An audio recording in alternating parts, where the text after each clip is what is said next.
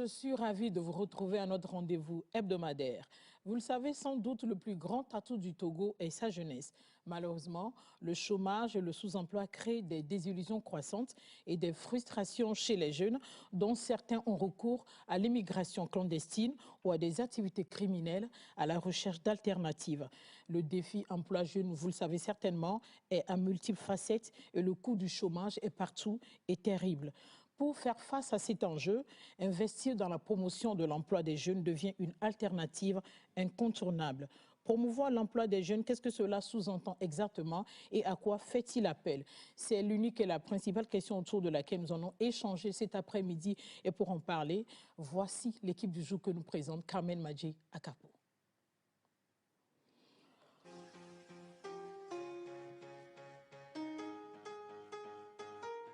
Chers amis de Podium Jeunesse, bonsoir. Aujourd'hui, Pélagie est avec Amaltiero JC. Il est entrepreneur de solutions, solupreneur, engagé comme chercheur indépendant et consultant en créativité et promoteur du challenge des solupreneurs. Sefia Menou Sessi, il est conseiller de jeunesse. Faouz Nakamboni, il est consultant en gestion des organisations et mentor professionnel. Et enfin, Sylvanus Akano, il est entrepreneur et manager chez SA & Partners.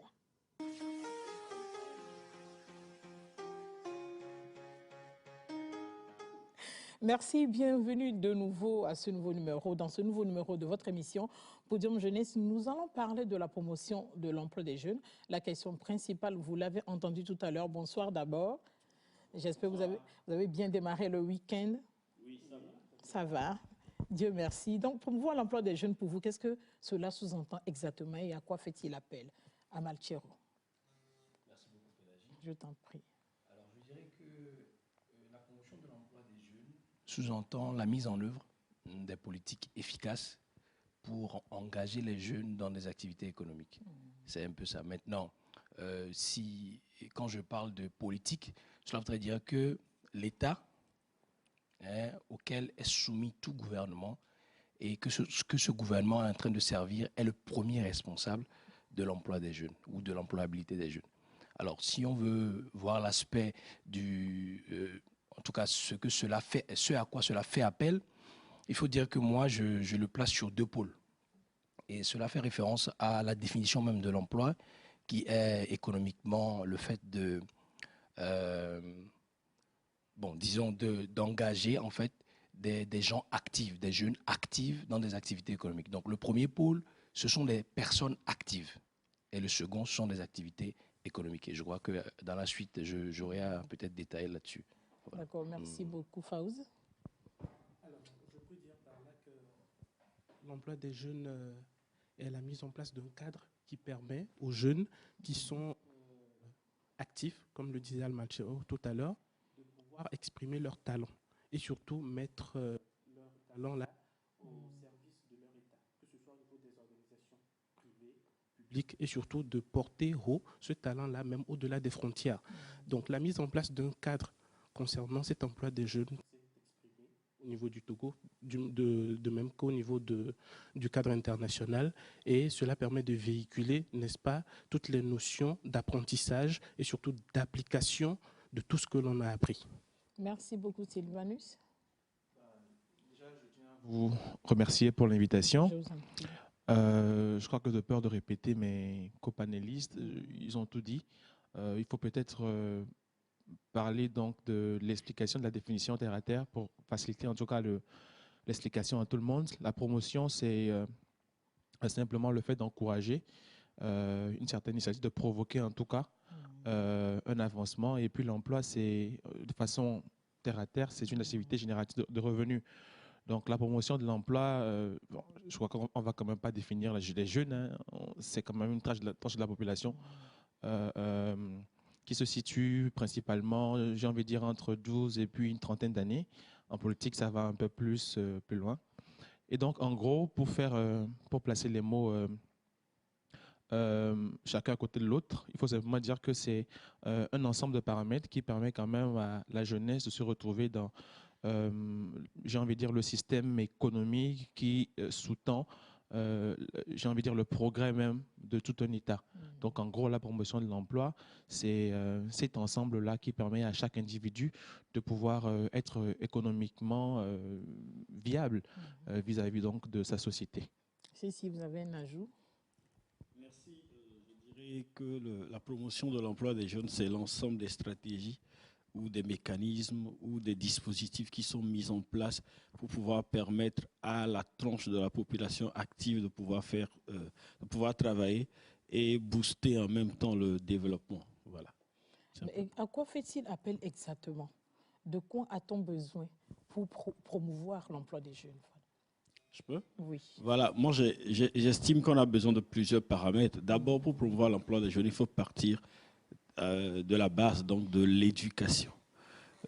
Et c'est ce que aujourd'hui, quand vous prenez la politique nationale de la jeunesse du Togo, elle a été claire, elle définit également le fait qu'il faut qu'il y ait une adéquation entre l'emploi et la formation. Parce que ça ne sert à rien de former des gens si demain, ils ne vont pas se retrouver où ils se cherchent. Donc cela commence par le bas âge, depuis ce que peut-être les enfants aiment, ce que les jeunes aiment, qu'est-ce qu'ils veulent apprendre. Et cela passe également par l'orientation, que ce soit l'orientation scolaire, académique, le choix des filières, le choix même des métiers ou le plan de carrière. Donc tout passe par l'éducation.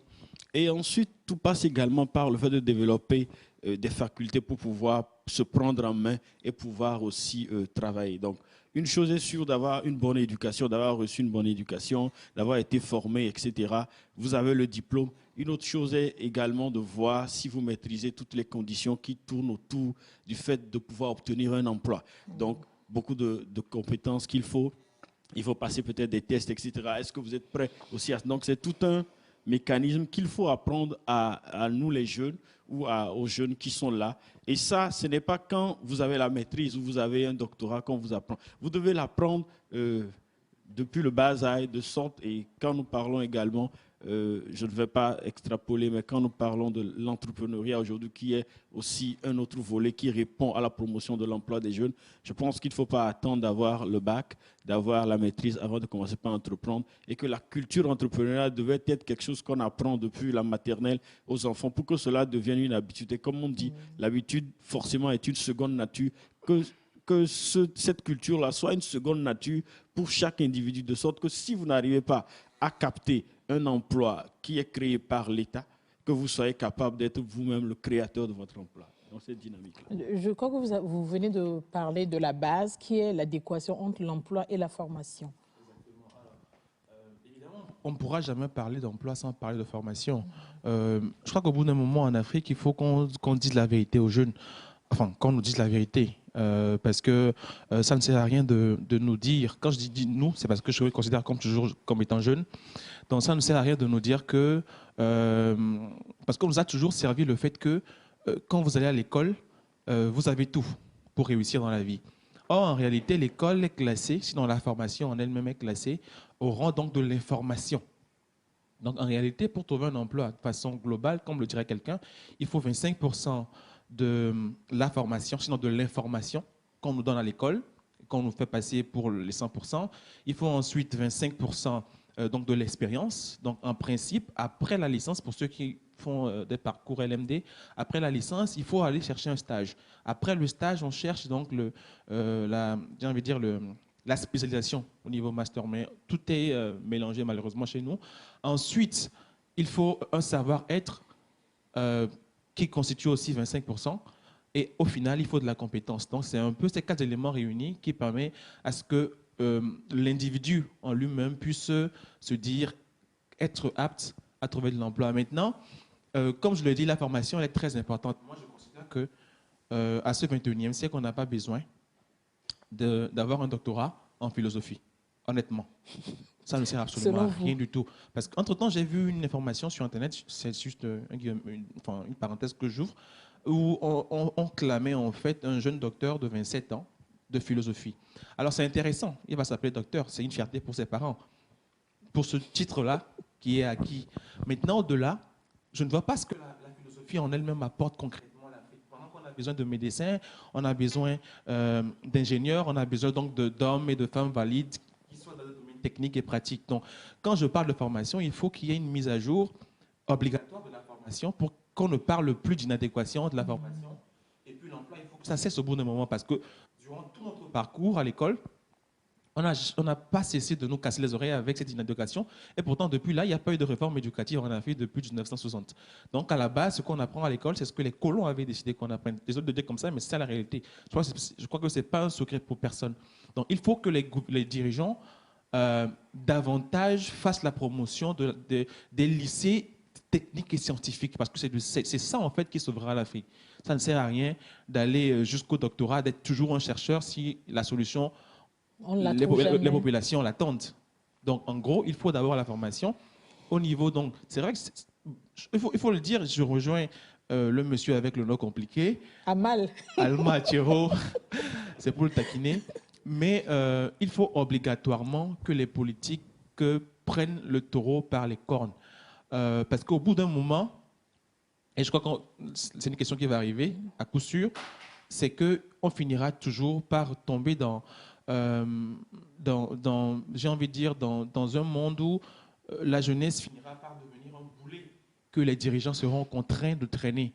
Et donc, l'Afrique ne pourra jamais se développer. Donc, la formation elle est très importante. Ensuite, le deuxième point, il faut obligatoirement que les politiques créent des cadres qui permettent quand même, du moins ce qui encourage les initiatives privées et qui ne leur donnent pas l'impression de les asphyxier, mais qui les encourage à aller de l'avant, facilitant justement l'accès au financement, parce qu'on ne le dit pas souvent, l'État, c'est vrai, ne pourra pas créer de l'emploi pour tout le monde, mais l'État peut en même être en mesure de créer des conditions, de créer des cadres, des mécanismes qui facilitent justement les initiatives privées dans lesquelles les jeunes peuvent trouver de la place. Voilà. Fawz, l'une des parties des propos de Sylvanus ressemble à l'entretien que nous avons eu hors antenne tout à l'heure. Tout à fait. Par rapport au monsieur qui parlait de l'identification, de la valorisation des vrais créneaux porteurs en matière de formation au Togo. Tout à fait. Et cette identification est vraiment très importante parce que déjà, nous évoluons sur un marché où il y a de nouveaux besoins. Vous n'êtes pas sans savoir que la communication, déjà en 2010, n'est plus la même actuellement. Beaucoup de créneaux ont été mis en valeur et il y a beaucoup de choses que l'on faisait avant que l'on ne peut plus faire. Alors, ces formations ne se font plus dans le cadre LMD, je peux dire, parce que plus que jamais, on a besoin maintenant de certifications. Ces certifications, beaucoup de jeunes ne les font pas parce qu'ils sont beaucoup plus habitués à aller sur les réseaux sociaux. Et le mal vient de là. Lorsqu'on parlait tout à l'heure de l'inadéquation formation-emploi, je me disais bien que le problème, il est là. Le problème, il est là parce que l'identification des créneaux porteurs, ce n'est pas forcément le fait d'être dans un bureau et de pouvoir travailler. Aujourd'hui, nous pouvons être en mesure d'être à l'école, de pouvoir fréquenter et de retourner au champ. L'agriculture est le créneau le plus porteur. Lorsqu'on prend les chiffres au niveau du Togo, 60% du PIB togolais est agricole et 60% également de la population togolaise est rurale. Voilà. Donc, ce sont des avantages que nous pouvons non seulement tirer. Hormis cela, il y a le digital. Le digital également entre en ligne de compte parce que vous pouvez, sans même faire des études poussées, juste à partir du bac, vous implémenter en maintenancier ou juste en technicien chez vous à la maison. Et là, c'est très important de le faire parce que déjà, vous gagnez de l'argent, vous acquérez de l'expérience et vous pouvez vous exprimer au-delà de tout ce que vous pouvez faire. Finalement, on dirait que l'orientation scolaire est le nœud du problème. Oui, absolument. C'est ce que peut-être on ne fait pas. Moi, je ne sais pas quand est-ce que j'ai une fois rencontré forcément un conseil pédagogique ou d'orientation. J'en entends parler, mais je n'ai jamais eu la chance de rencontrer des conseillers d'orientation.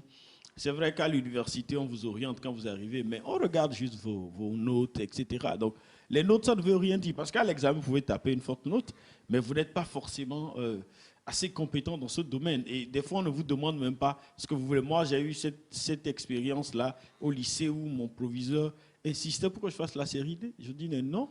Moi, je ne me sens pas vers là. Je veux aller vers ici. Et la preuve, c'est que j'ai pu lui démontrer que j'ai fait un bon choix. Je fais le choix de mon cœur et je sais que je dois mettre tous les moyens de mon côté pour qu'il ne me dise pas tu as vu, je t'avais dit, voilà. Donc, mais c'est un problème aujourd'hui, on ne demande pas. Et même là, dans nos familles, combien de parents demandent aux enfants, tu veux faire quoi? Tu veux devenir quoi? J'étais avec une dame et son enfant, et je causais avec le jeune qui me disait, je dis, qu'est-ce que tu veux faire? Il dit, lui, il veut être mécanicien. Donc, quand il a dit mécanicien, en fait, la maman qui était dans la chambre a commencé par crier, tu es malade? Mais il fallait arrêter depuis le CM2. Pourquoi tu as eu le bac, etc. C'est vrai que ça semble être risible, mais c'était profond. J'ai dit, maman, laisse-le finir. Et ensuite, il me dit, il veut être mécanicien des avions.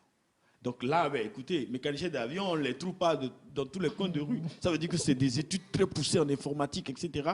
La preuve, c'est que ce jeune, il est allé en médecine, il sait, en fait, en mathématiques, il s'est promené. Mais quand il est entré à l'IAI, je vous assure, c'est le feu. Parce que là, il était dans son domaine. Il pouvait vous couper la lumière dans la maison avec son portable. Donc aujourd'hui, il est en train de faire des études à l'étranger et il excelle dans son domaine. Et forcément, il va réussir. Parce que ces gens-là sont rares et ils sont riches également. Donc après, la maman a compris. Souvent, on ne nous laisse pas le temps de pouvoir exprimer ce que nous voulons. Et nos parents veulent réaliser les rêves qu'ils n'ont pas pu réaliser en nous. De toutes les façons, on n'est pas les mêmes, même si on est vos enfants. Donc c'est un peu ça. Les enfants deviennent le prolongement des aspirations des parents, c'est ça. Mais en fait, quand nous parlons de l'emploi des jeunes, je voudrais que les gens comprennent bien, nous ne parlons pas forcément de la fonction publique. Nous parlons de l'entrepreneuriat, nous parlons de tout créneau porteur qui puisse permettre aux jeunes de vivre décemment. C'est très important. C'est vrai que nous avons parlé de l'orientation qui joue dans la promotion de l'emploi des jeunes. Nous avons parlé de l'identification, de la valorisation des créneaux porteurs. Mais c'est important aussi de parler de la responsabilité du jeune lui-même quand on lui confie un poste, un projet. Qu'est-ce qu'il en fait, Amar Thiero? Merci, justement, c'est ce que je voulais dire. Moi, quand je prends la promotion de comme je le disais au début, je le place sur deux axes. Parce qu'en tant qu'entrepreneur de solutions engagé comme chercheur, nous avons fait des études poussées. On a vu qu'avant toute cette paperasse, il y a une base qu'il ne faut pas rater. C'est qu'on parle d'emploi, on parle des personnes actives qu'on utilise pour des activités économiques. Donc, à la base, il faut d'abord des personnes actives.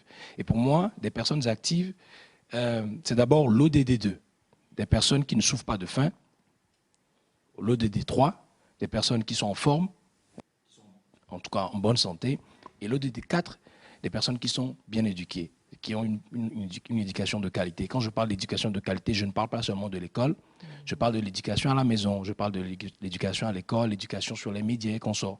Donc, juste pour dire que, avant toute chose, il faut produire des personnes actives. Il y a beaucoup de jeunes qui sont diplômés mais qui ne sont pas actifs. Cela veut dire quoi? Cela veut dire qu'il faut d'abord louer les efforts du gouvernement qui ont mis en place beaucoup de stratégies pour réduire. On en parlera tout à l'heure. Voilà. Mais en marge de cela, il faut comprendre que le gouvernement doit pouvoir faire tout pour que le Togolais de 18 à 35 ans, même avant son emploi, soit actif. Il faut qu'il n'ait pas faim. Il faut qu'il y ait des mécanismes pour que quand il n'est pas en forme, il puisse se soigner facilement et qu'il ne soit pas difficile pour lui d'avoir une éducation de qualité. C'est ça la base. Parce que ce que moi je sais, c'est qu'une personne qui est active n'attend pas l'emploi, il le crée. Donc, et après maintenant avoir créé des personnes actives, là, ce n'est plus difficile d'avoir des activités économiques parce que soit eux-mêmes ils le créent, ou soit le gouvernement le crée selon les besoins de la population. Et c'est là où on parle maintenant de l'éducation, formation et puis emploi, voilà. C'est important aussi de parler des efforts que l'État fait dans le sens de la promotion de l'emploi des jeunes. Bien sûr. Nous ne pouvons pas passer sous silence le travail que l'ANPE fait au Togo en accompagnant les jeunes diplômés à réviser leur parcours pour savoir dans quel domaine ils peuvent être actifs. Pas seulement l'ANPE, donc nous avons beaucoup de mécanismes. J'ai juste commencé avec l'ANPE. Donc, nous avons le FAEJ, nous avons la Coalition nationale pour l'emploi des jeunes. Le Provonat. Voilà, qui est devenu ANVT. L'ANVT, voilà.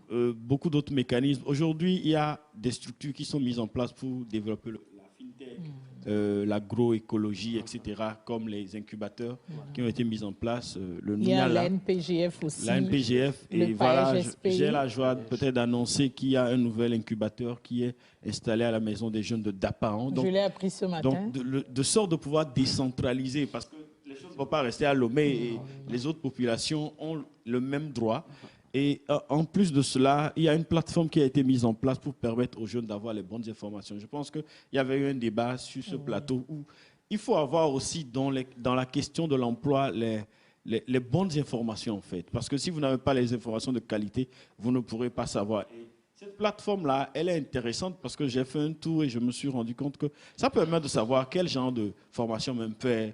Toi-même, tu fais une sorte de quiz de tes valeurs, de tes compétences. Ça t'oriente, on va vers ici, etc. Cette plateforme s'appelle Léling. Je pense que c'est, en kabyle, ça veut dire la joie. Bon, tout ce qui est bon. Donc, je me dis que ça sera bon. Maintenant, une autre chose, c'est de pouvoir communiquer autour de cette plateforme pour que les jeunes y aillent. Ce n'est pas forcément les jeunes diplômés. Déjà, les jeunes, même à l'école primaire, on peut s'amuser avec des tablettes, etc. Et donc, ce sont des choses à encourager. Et pour finir, un document stratégique de l'État, c'est la politique nationale de la jeunesse, qui entre également dans le champ de mire de la charte africaine de la jeunesse. Donc, quand vous prenez l'article 14, c'est clair que les jeunes doivent pouvoir travailler et développer leur pays. Donc, les talents dont disposent les jeunes doivent être mis à la solde de la population, de la communauté. Et les entrepreneurs, Almakiro ne va pas dire le contraire, les entrepreneurs créent des solutions. Donc, ça veut dire que c'est parce qu'ils ont... Il y a des problèmes, ils sont là pour créer. Voilà, les créateurs de solutions, bien évidemment. Donc, c'est un peu ça. On essaie d'encourager les jeunes à pouvoir se développer. Et il y a la mesure des 25% pour les entrepreneurs femmes et jeunes. Mais une autre chose est-ce que tous les jeunes ont cette information? Aujourd'hui, comme vous l'avez dit, ce n'est pas forcément les informations qui doivent venir vers nous, mais nous devons aussi apprendre à aller vers... Toutes ces structures qu'on vient de citer, il y a des milliers de jeunes qui ne sont pas au courant. Absolument. Mais qui sont dans le besoin. Oui, malheureusement, beaucoup de jeunes ne suivent plus la TVT. Donc, vous voyez un peu, nous sommes en train de faire cette émission qui est assez intéressante. Je ne sais pas, ça sera peut-être un autre débat. Mais c'est aussi... Ils préfèrent surfer. Surfer et avoir des informations qui ne leur serviront forcément à rien. Je passais tout à l'heure quand j'ai vu deux jeunes filles en train de regarder avec joie l'histoire de cette dame qui a fait 9 enfants ou 7 enfants. Je ne sais pas. 9. La malienne.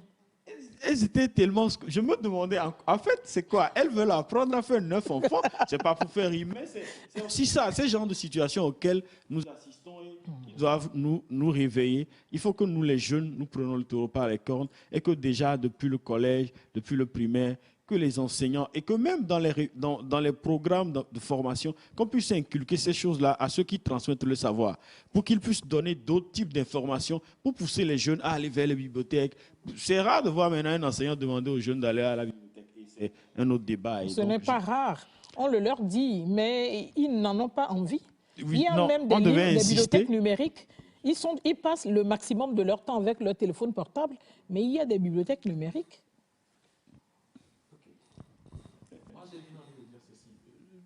J'avais voulu rebondir sur 2 aspects. D'abord, l'orientation. L'orientation en elle-même, vous allez vous rendre compte que ce qui se fait dans les universités, en réalité, ce n'est pas de l'orientation à proprement parler. Le fait de regarder les notes et puis de dire... Parce que quand vous regardez de près, vous vous rendrez compte que dans la plupart des universités privées, et c'est généralement dans ces universités qu'on fait les... En tout cas, qu'on appelle ça les orientations, c'est que les universités en elles-mêmes ont envie de créer des filières et donc ont envie d'atteindre un certain nombre d'étudiants dans telle ou telle filière. Donc, vous allez vous rendre compte qu'on vous force en réalité à aller vers ces filières-là.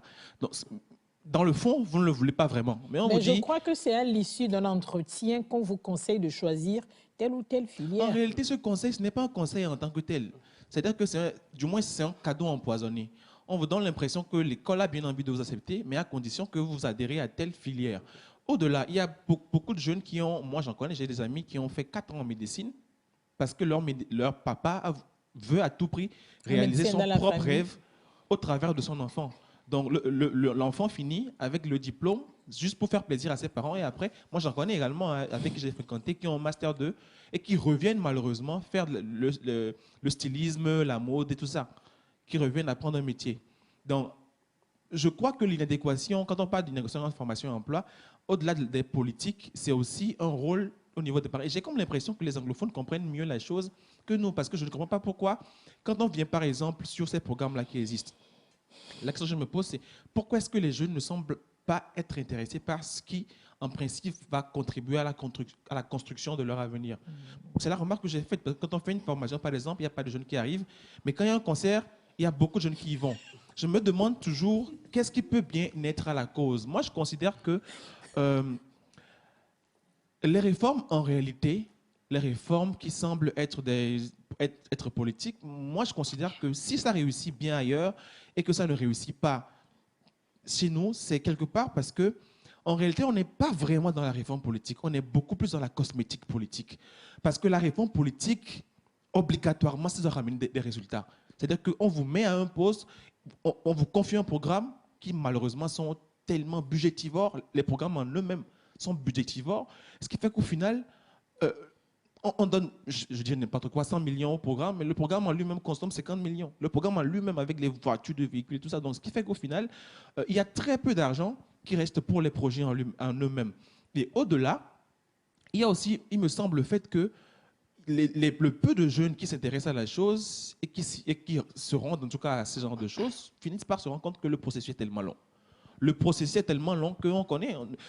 Et j'ai envie de dire, c'est un problème qui est presque géopolitique, hein, c'est-à-dire que c'est transversal quasiment à tous les pays africains, c'est qu'on préfère prendre telle année, tel frère, le clientélisme en réalité, si on veut, le clientélisme ou le népotisme, c'est-à-dire on préfère prendre telle personne, pas parce qu'il le mérite, hein, mais parce que c'est un proche et tout ça, donc on l'insère et on lui donne le but, enfin, le financement, et après on se rend compte qu'il n'a rien foutu avec. Le résultat n'est pas là. C'est pour ça que je s'attendait. rejoins M. Almachero, si je l'ai bien prononcé. C'est-à-dire que si la personne elle est active en elle-même, naturellement, les choses se font. C'est-à-dire qu'elle n'a pas besoin de forcer, elle n'a pas besoin Et c'est un problème même, le fait de recruter sur les diplômes, moi, je considère. Il faut recruter, à mon sens, sur les compétences que sur les diplômes. Merci, Faouz. Oui. En fait, moi, je veux aborder surtout un problème crucial qui est celui du suivisme. Bon, parce que l'habitude... il y a certains étudiants qui sont amenés à choisir leur filière parce que leurs camarades y sont. Déjà après le bac, c'est le problème qui se passe, et même dans les établissements également, c'est la même chose. Mais ce suivisme-là crée des problèmes à un moment donné parce que vous vous retrouvez dans des domaines où vous n'êtes pas qualifié pour cela. Vous allez dans des sociétés où vous ne vous en sortez pas. Et cela n'est pas parce que vous n'êtes pas bon, mais c'est parce que vous n'êtes pas capable de pouvoir gérer ce qu'on vous a dit de faire. Nous sommes dans une logique d'évolution, et cette évolution-là doit être globale. Elle est globale parce que l'école forme des cadres, des élites, et l'État, par son action, que ce soit au niveau des universités publiques ou privées, donne les moyens à ces écoles-là de pouvoir former les jeunes. Donc si on ne peut pas canaliser ces jeunes-là à un moment donné pour en faire des gens vraiment rentables, je ne pense pas que ça puisse faire l'affaire.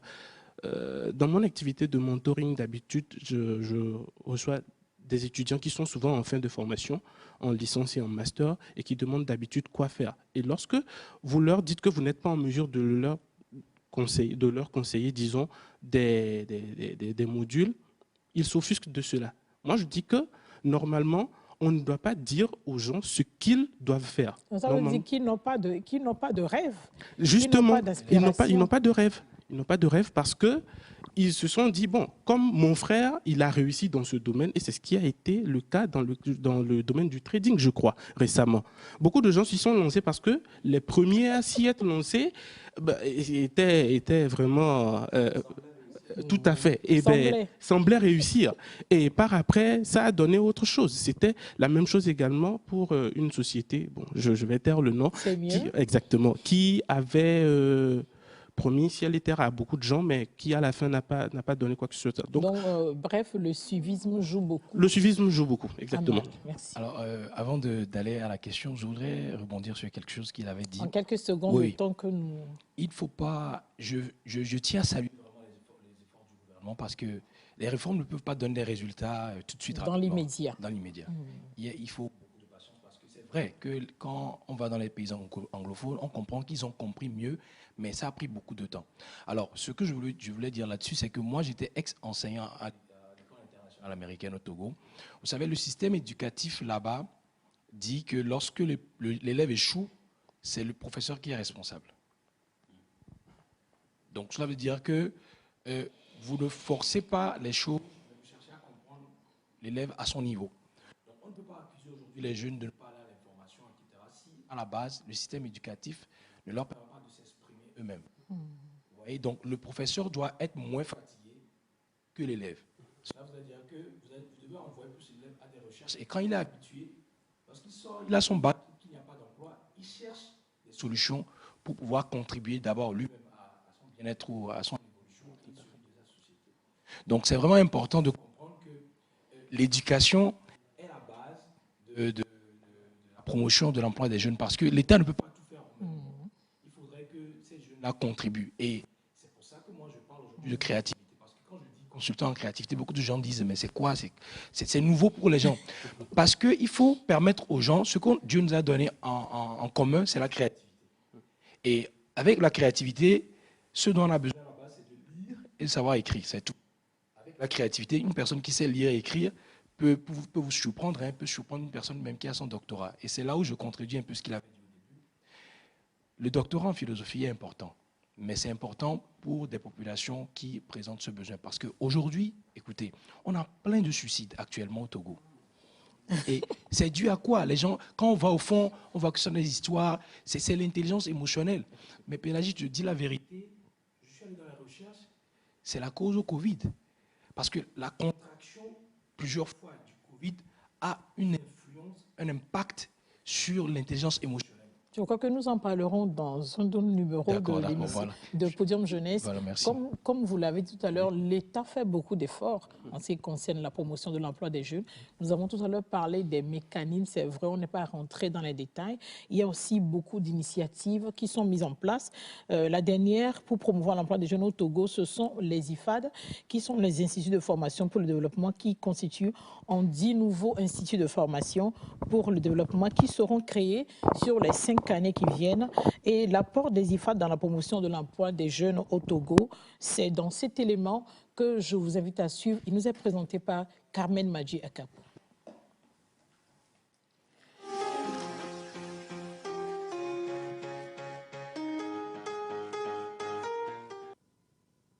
Le chômage et le sous-emploi font partie des défis de développement qui créent au sein de la jeunesse des désillusions croissantes et des frustrations.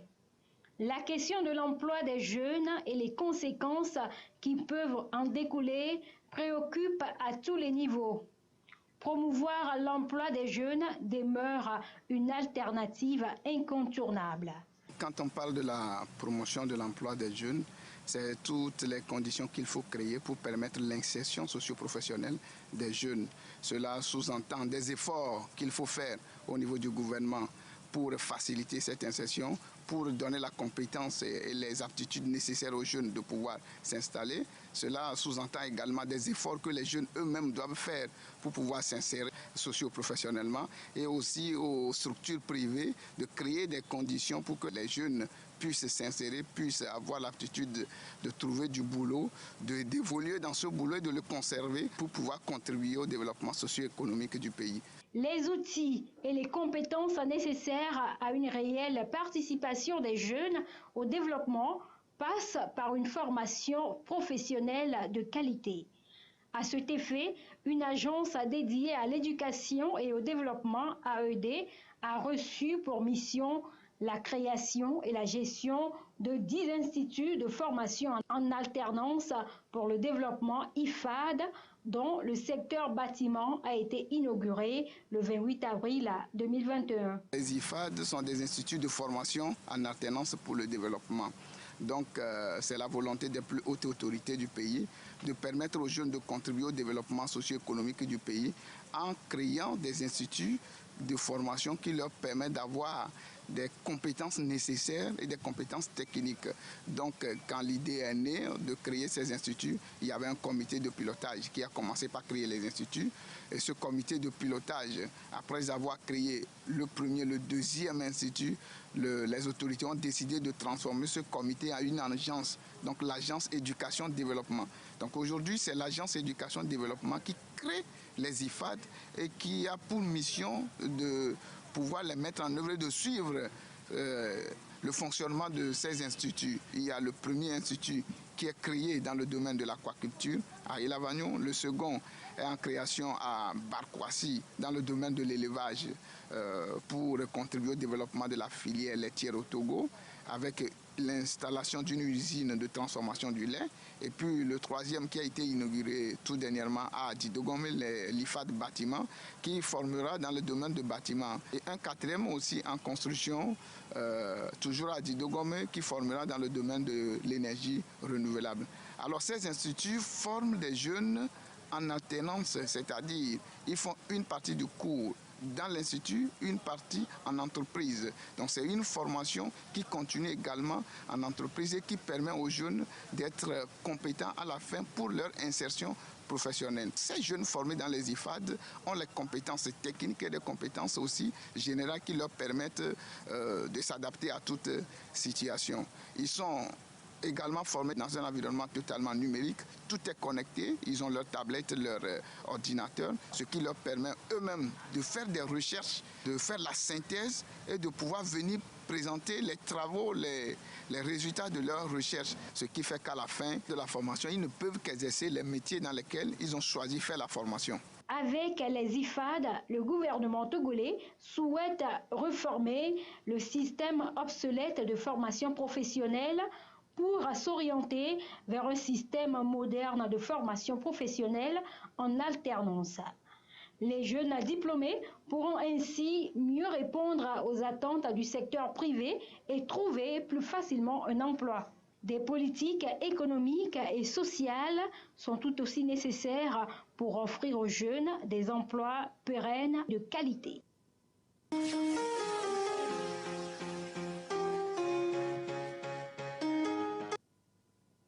Nous venons de découvrir la dernière née, je peux l'appeler ainsi, des initiatives allant dans le sens de la promotion de l'emploi au Togo. Merci beaucoup, Pélagie.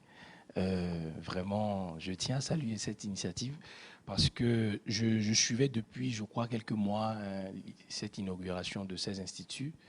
Et comme le reportage l'a dit, j'ai aimé le terme qu'elle a utilisé. Elle a dit les systèmes obsolètes. Les systèmes obsolètes. Donc ça voudrait dire que aujourd'hui, l'État met à jour en fait, le système éducatif. Exactement. Que maintenant, cette formation puisse être adéquate à avec la le demande besoin du marché de l'emploi. Effectivement. Et tous ceux qui sont en train de faire, je crois que nous avons besoin de cela. Si même ils sortent et qu'ils ne trouvent pas de l'emploi, je crois que ils vont se les créer. Exactement. Merci beaucoup. Moi, je salue également cette initiative et je souhaiterais, c'est un plaidoyer, qu'on aille à 20 IFAD. Donc, qu'on ait peut-être une IFAD, pourquoi pas plus de 20 IFAD par préfecture, en tenant compte des besoins, des potentialités de chaque. Donc, vous voyez un peu si on crée les métiers de la métallurgie, tout ça là, dans la zone de la Cara, parce qu'il y a le fer, etc. Donc, qu'on puisse tenir compte de tous ces paramètres. Je salue également cette initiative. Et c'est important, le positionnement géographique. Moi, je me dis, si j'étais encore élève au lycée technique d'Adidogome, c'est très simple. Hein. Je finis là, je me prépare pour aller dans une IFAD, pour aller mettre à profit les savoirs. Donc, c'est plus de pratique et ça permet, comme on l'a dit, l'alternance. Et c'est aussi ça le vrai problème. Donc, puisque, comme l'a dit Sylvanus, on n'a pas été formé et on n'a pas toutes les skills, les compétences qui nous permettent de rentrer directement dans l'emploi. Mais avec ce système-là, vous faites un peu de théorie, on vous amène à appliquer en entreprise et on vous pousse. Moi, je pense qu'il faut les pousser même à créer leur propre entreprise et voir quels sont les mécanismes qu'il faut mettre en. Peut-être c'est ce que M. Tommy ne nous a pas dit, mais peut-être ça sera fait après, où on va pousser les jeunes qui vont finir de la formation à pouvoir créer leur entreprise, on va les suivre. Et d'ailleurs, il y a le FAEJ qui est là, il y a d'autres mécanismes qui sont là, qui peuvent accompagner les incubateurs aussi, qui aident les jeunes à pouvoir créer des solutions qui permettent aux populations de s'en sortir. Voilà. Merci Sylvanus. Alors, évidemment, c'est une initiative louable, hein, on ne pourra pas dire le contraire. Moi, j'ai presque envie de dire que c'est ce dont le Togo avait besoin depuis très longtemps. Et je rejoins donc, évidemment et naturellement, mon frère, mon aîné, qui pense qu'il faut aller au-delà du chiffre. Pourquoi pas une centaine? On peut parce que la population, évidemment, la population. Commençons d'abord par un, et puis. naturellement, la population est majoritairement très jeune et il faut véritablement, moi je considère que ça vient en fait, c'est un peu comme la suite des lycées techniques. Et évidemment, quand vous sortez de ce genre d'institut, vous êtes compétent tout de suite. Vous savez quoi faire en fait. Employable en vous même êtes temps. Employable, exactement. Donc,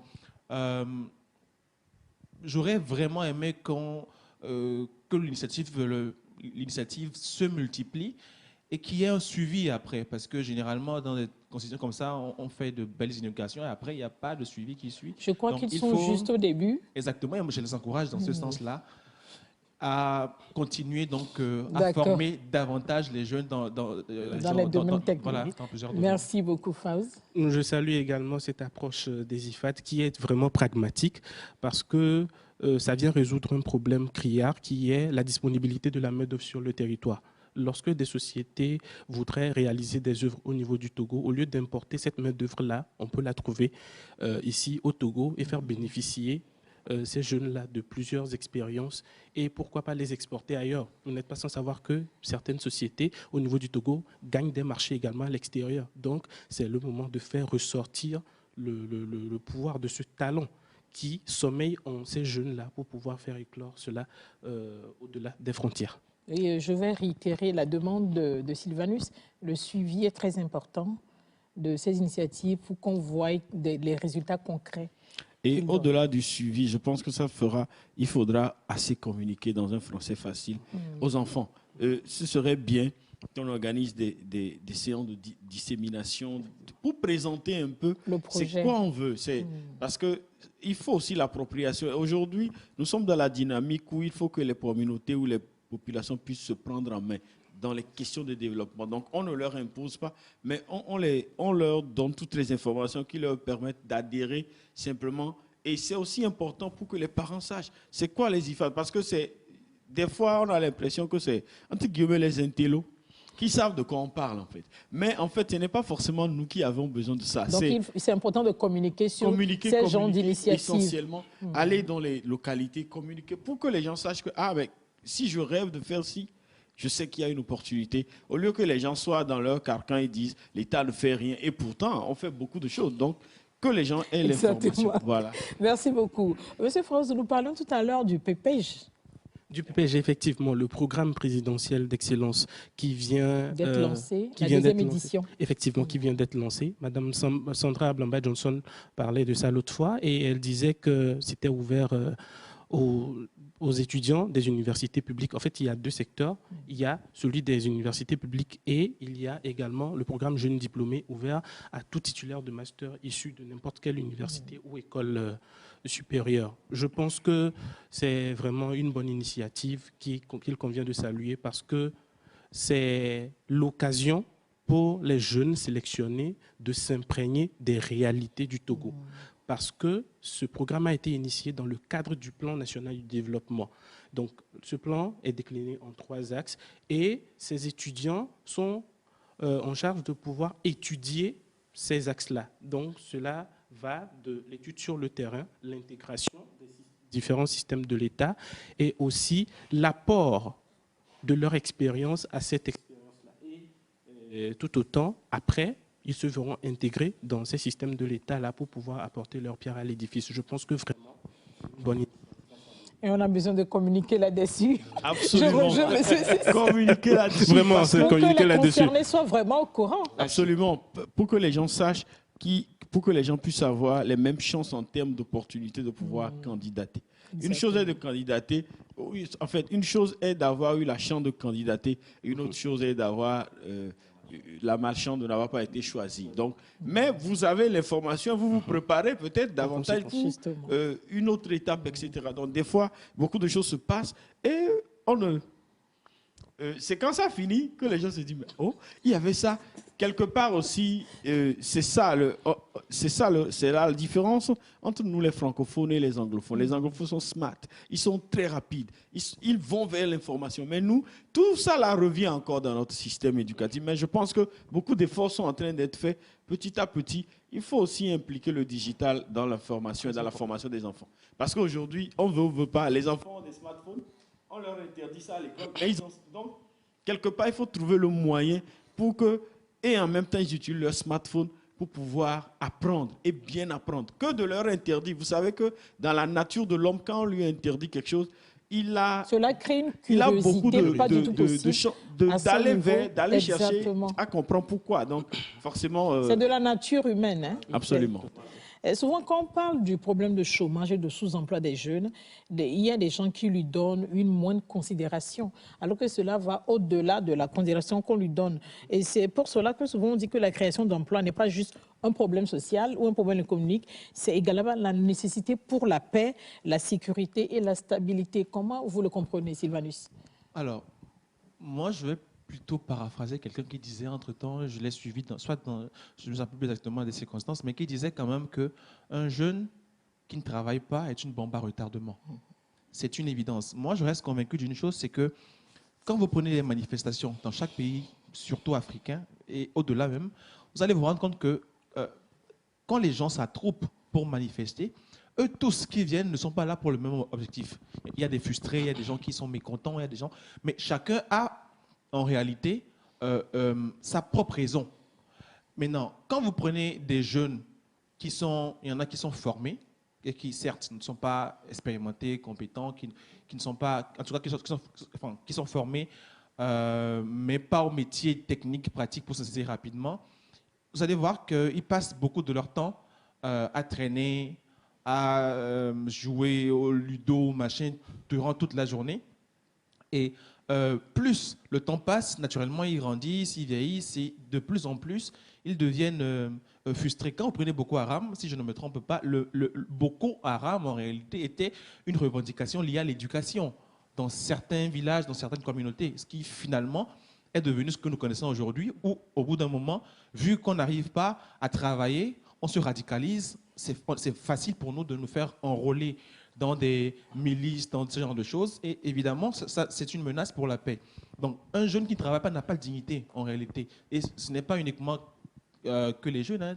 Tout le monde, toute personne qui ne travaille pas n'a pas de dignité, n'a pas de fierté propre, parce qu'on se sent inutile.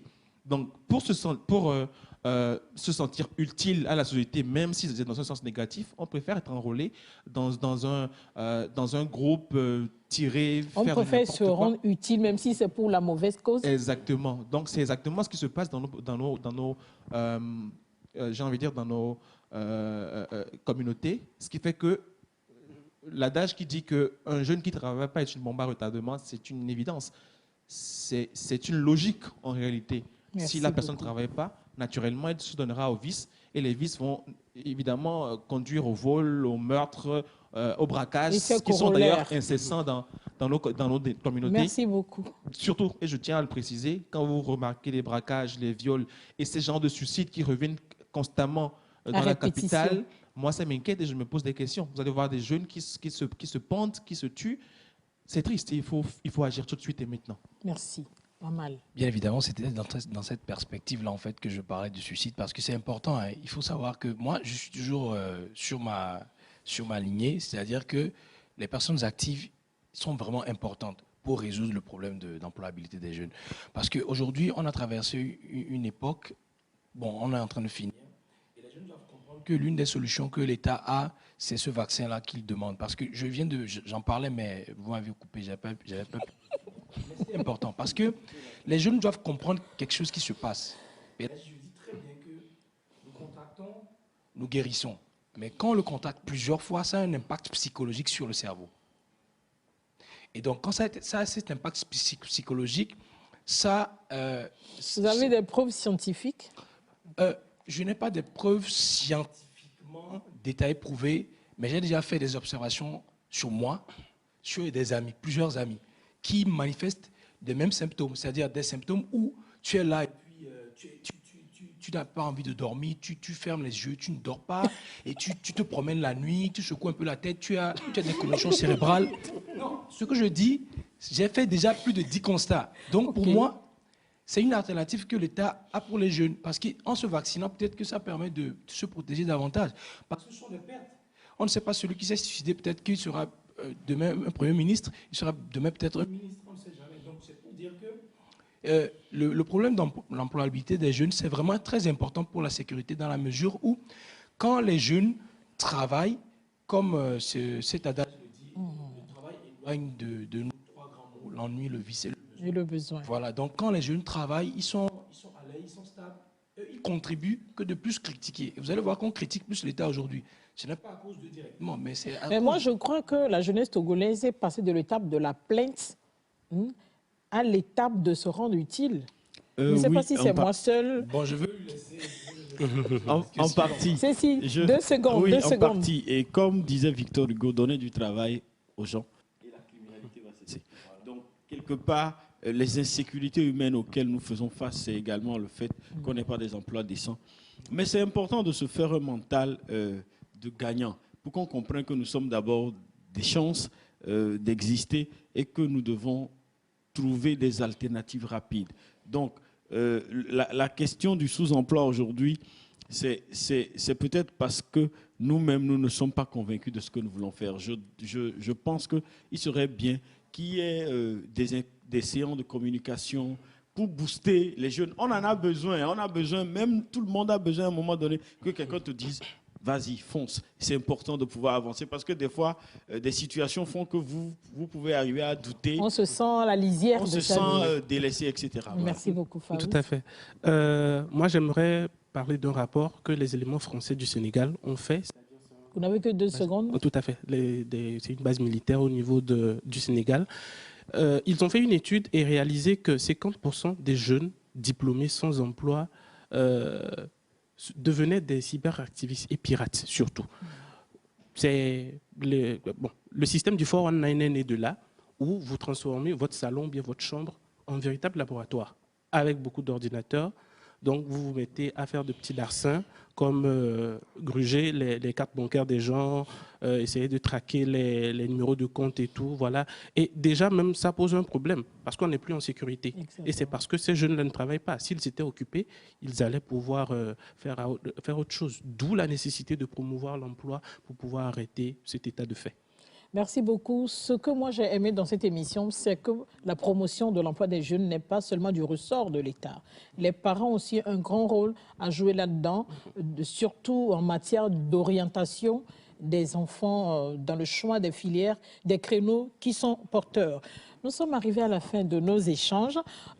Promouvoir l'emploi des jeunes, chers amis, consiste tout simplement à investir de façon stratégique dans les jeunes afin que demain, le nouvel horizon d'un Togo dynamique et prospère devienne réalité. Je remercie Amal, Cécile, Faouz et Sylvanus d'avoir passé ces moments avec vous. Et c'est avec un grand plaisir que moi aussi, je l'ai passé avec vous. Et ça sera avec le même plaisir que je vais vous retrouver le samedi prochain pour un autre sujet tout aussi intéressant.